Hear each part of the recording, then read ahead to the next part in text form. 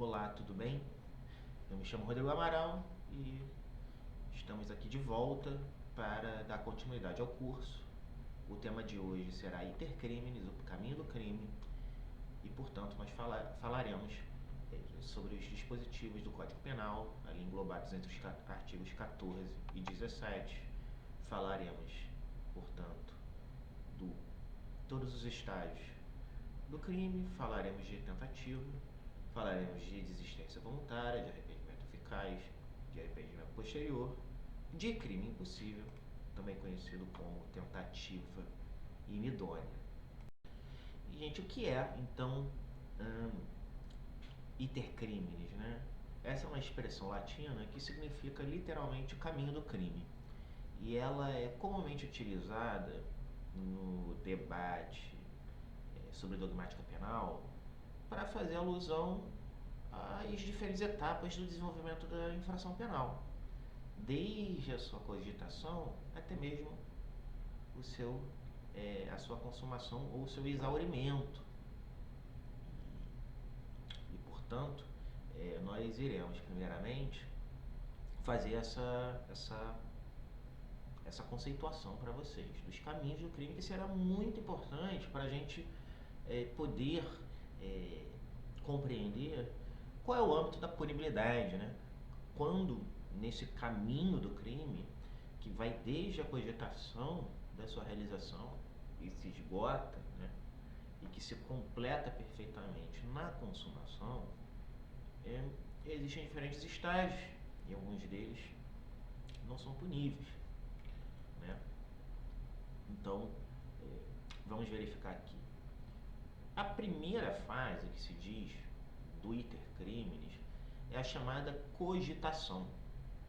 É a fase interna do delito. É quando o indivíduo ele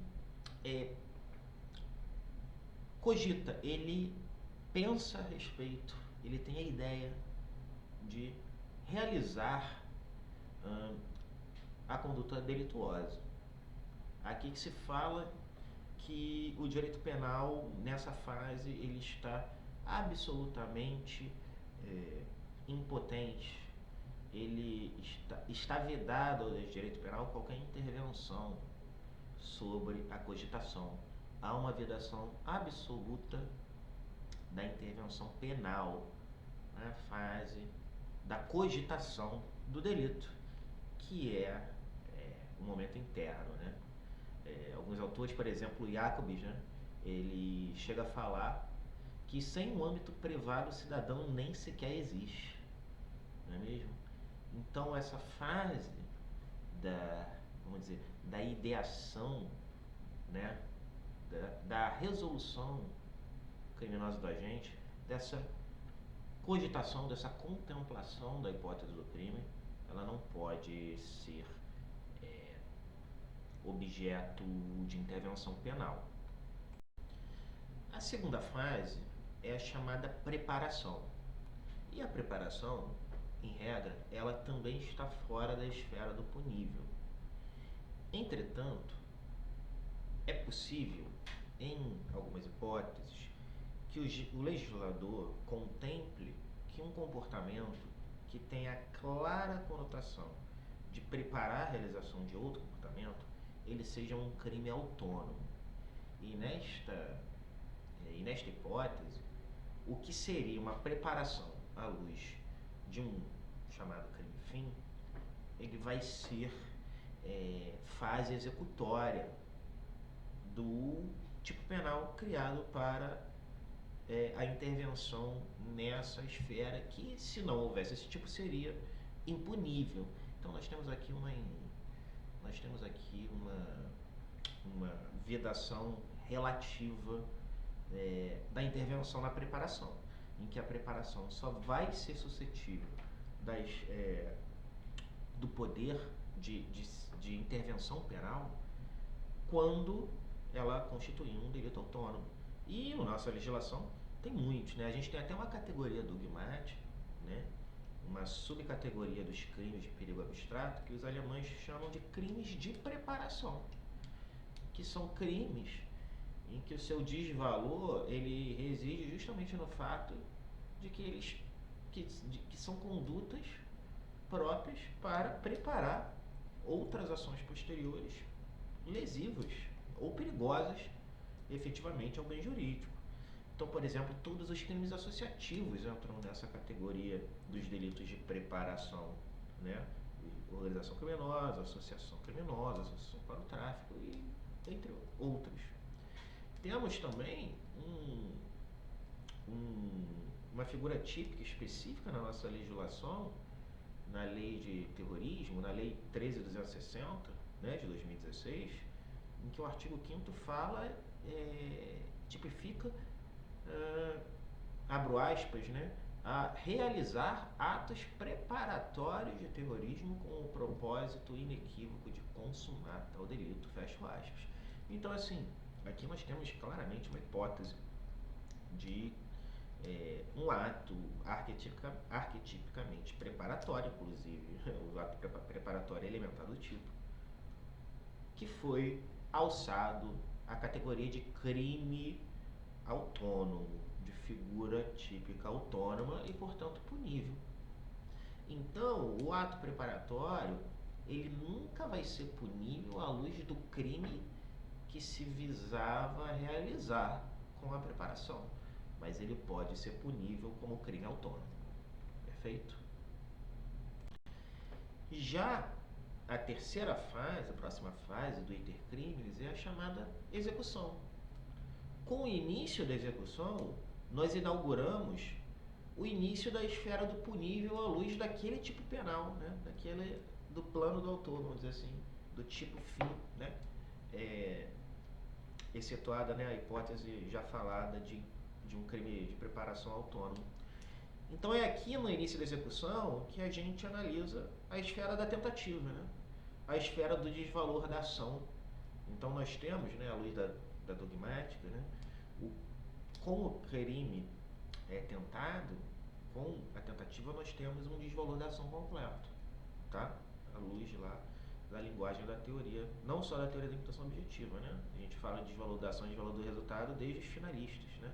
Mas ficou consagrada entre nós no debate muito em razão dos teóricos da teoria da imputação objetiva. Então, o início da execução inaugura a punibilidade por tentativa daquele tipo penal, tá? E o que é a execução?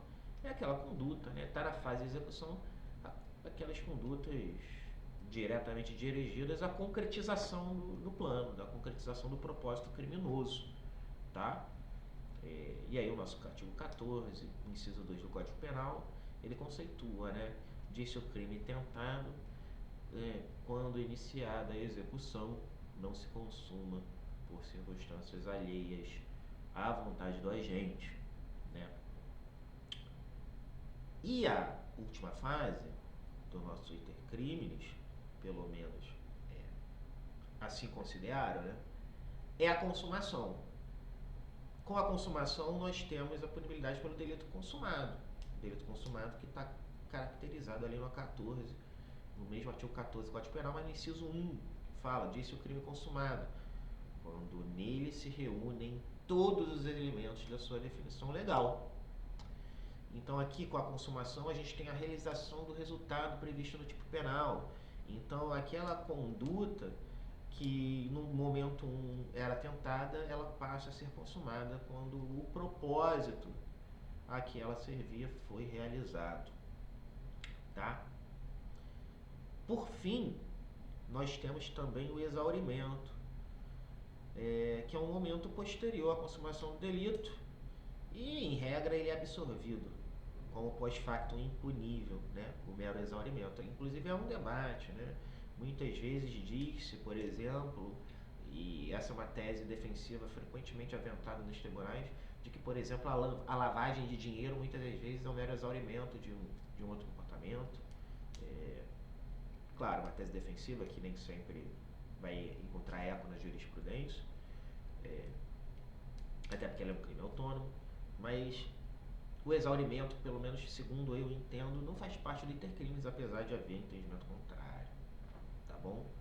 Mas, assim, segundo a literalidade ali e segundo a mesma lógica das coisas, o crime está completo com a consumação, né? E o artigo 14, inciso 1 do Código Penal é muito claro, né?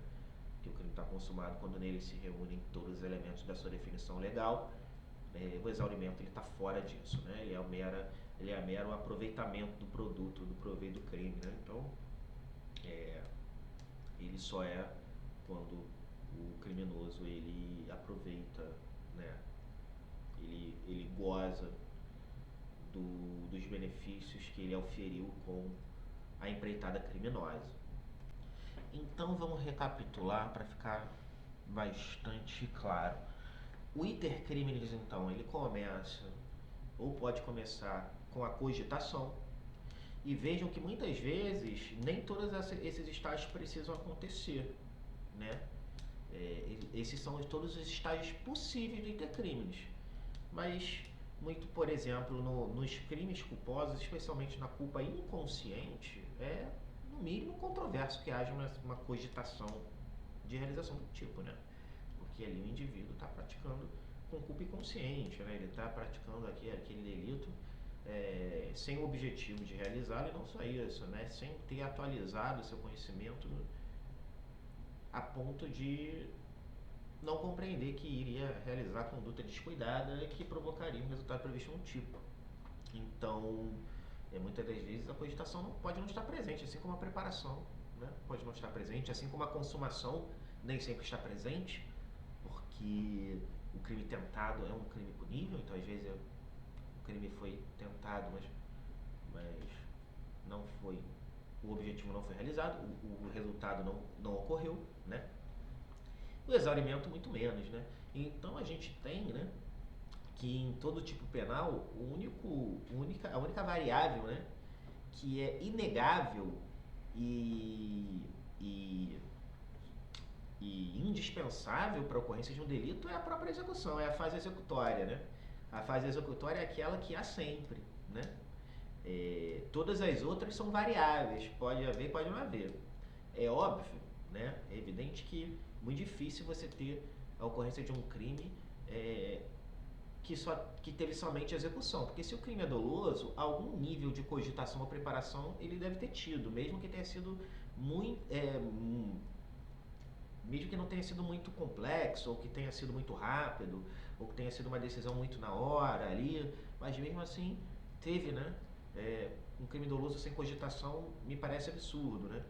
Assim como um crime tentado ele só pode ser doloso. Então um crime que não está consumado, que não tem a consumação, ele só vai ser punível, né? Se ele for doloso, né? Não existe tentativa culposa. Então, se por um lado não há cogitação em pelo menos algumas modalidades de crime culposo, também não há punição do crime culposo sem consumação. O crime culposo sempre exige o resultado, exige que todos os elementos do tipo penal estejam ali presentes, tá? Então, no crime culposo que não tem cogitação, ele vai ter consumação, vai ter pelo menos execução e consumação. E o tipo doloso, é muito difícil você pensar num tipo doloso sem cogitação, né? Mesmo que seja uma cogitação imediatamente anterior à execução do crime, tá? Então, mas vejam que a execução é o único elemento que nunca está ausente, né? Nessa dinâmica, porque não existe. Então a gente tem aqui uma primeira conclusão parcial que a gente pode tirar, né, que é que não existe crime sem desvalor da ação, né? O crime ele é arquetipicamente o desvalor da ação perfeito, tá? Então, já que o crime é o desvalor da ação perfeito, o que caracteriza o desvalor da ação? É que ao menos nós temos um delito tentado, né? Pelo menos quando estamos falando de crimes dolosos, tá? A gente tem pelo menos um crime tentado. E vejam novamente que o artigo 14, inciso 2 do Código Penal fala, quando ele vai conceituar a tentativa, ele vai falar, né, que disse o crime tentado, repito, né, quando iniciada a execução não se consuma por circunstâncias alheias à vontade do agente.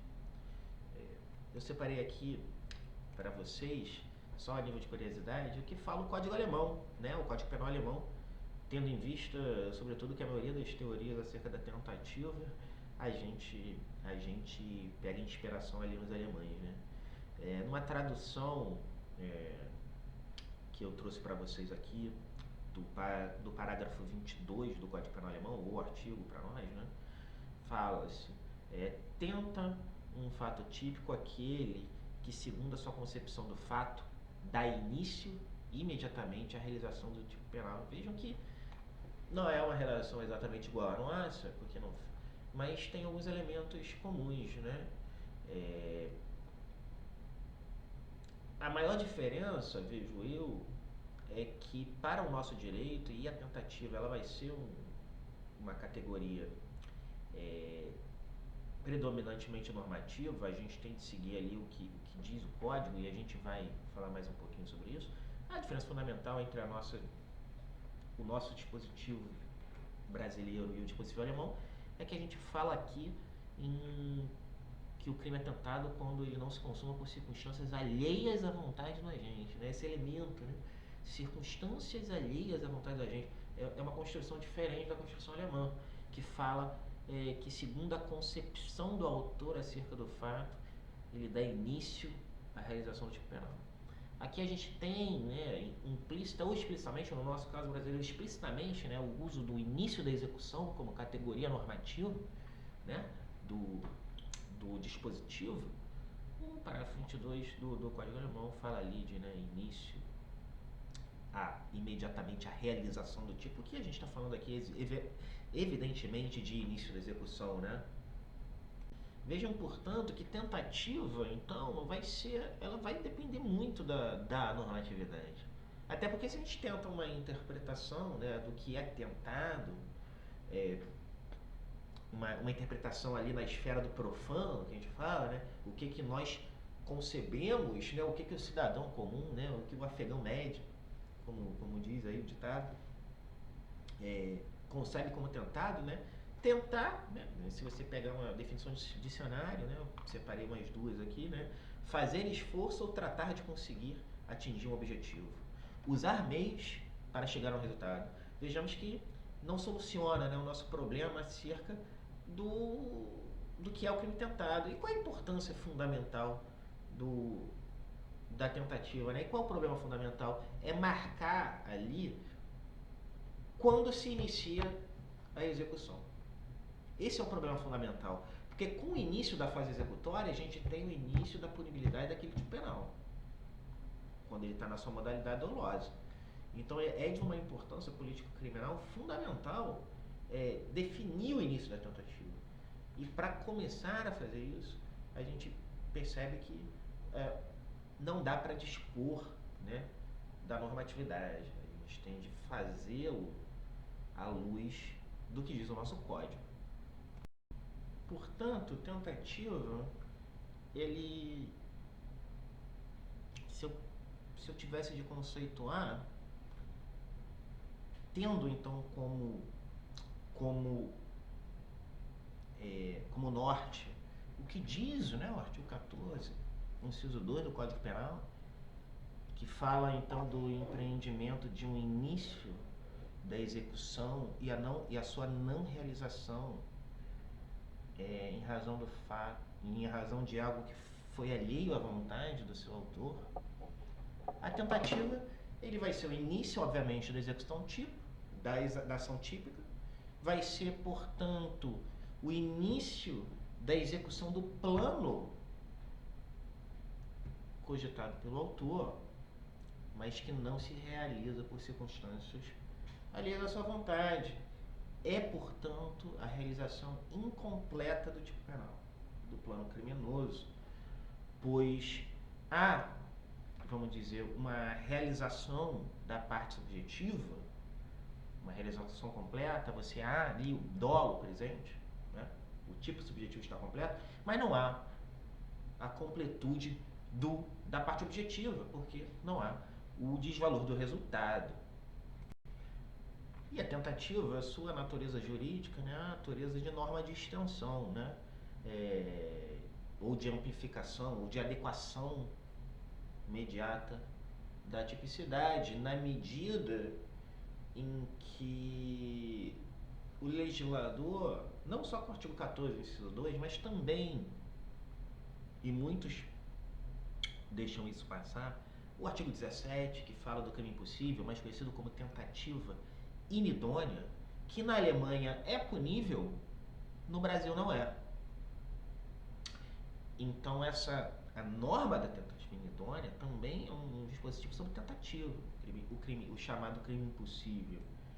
E assim sendo, ele também auxilia na interpretação do que é a tentativa. Tá? Então, com esse estabelecimento, com esse conjunto normativo que fala da tentativa, a natureza jurídica da tentativa é, de certa forma, uma ampliação do âmbito do punível, e o artigo 17 representa uma limitação ao artigo 14, inciso 2, é essa a limitação, né? Mas ele é uma ampliação do âmbito punível, por quê? Porque se não houvesse, na parte geral, nenhum dispositivo que regulasse a tentativa seria em totum impunível. Nós só teríamos a punibilidade quando o crime estivesse realizado, porque por uma questão de princípio da legalidade. Não haveria a punibilidade da tentativa de homicídio, porque o artigo 121 fala em matar alguém, não fala em tentar matar alguém.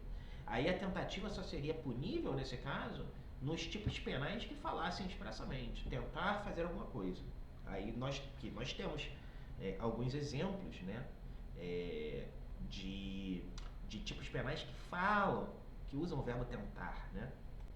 Eu acho que o exemplo, né, mais marcante sobre